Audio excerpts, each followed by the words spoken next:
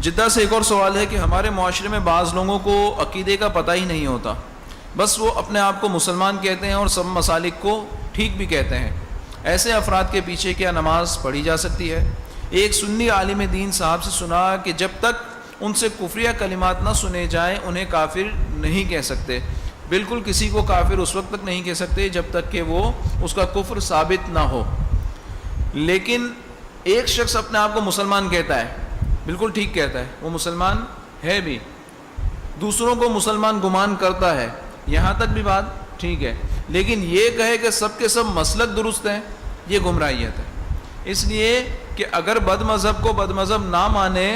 تو یہ بھی گمراہیت ہے، اور اگر صریح کافر ہے تو کافر کے کفر میں شک کرنا یہ خود کفر ہے۔ من شک فی کفر ہی و عذاب ہی فقط کفرا، کہ کافر کے کفر یا اس کے عذاب میں کوئی شک کرے تو وہ خود کافر ہو جاتا ہے۔ تو اتنا علم جاننا، اتنا سیکھنا ہر شخص پر لازم ہے کہ ایمانیات کی بنیاد کیا ہے، کس چیز سے انسان مسلمان رہتا ہے اور کس چیز سے دائرہ اسلام سے معاذ اللہ خارج ہو جاتا ہے، تو اتنا جاننا اس کے لیے ضروری ہے۔ اگر کوئی شخص مطلقاً تمام مسالک کو، مثال کے طور پر وہابیوں کو بھی مسلمان مانتا ہے، دیوبندیوں کی کفری عبارات جانتے ہوئے بھی ان کو مسلمان مانتا ہے، شیعوں کو بھی یہ جانتے ہوئے کہ وہ شیخین کریمین اور ختنین کریمین یا حضرت عثمان غنی رضی اللہ عنہ کو سب و شتم کرتے ہیں اور اس کے بعد بھی ان کے لیے نرم جذبات رکھتا ہے، تو وہ شخص خود بھی گمراہ ہے، اور اگر شرائط مکمل پائی جاتی ہیں تو اس کے اپنے اوپر بھی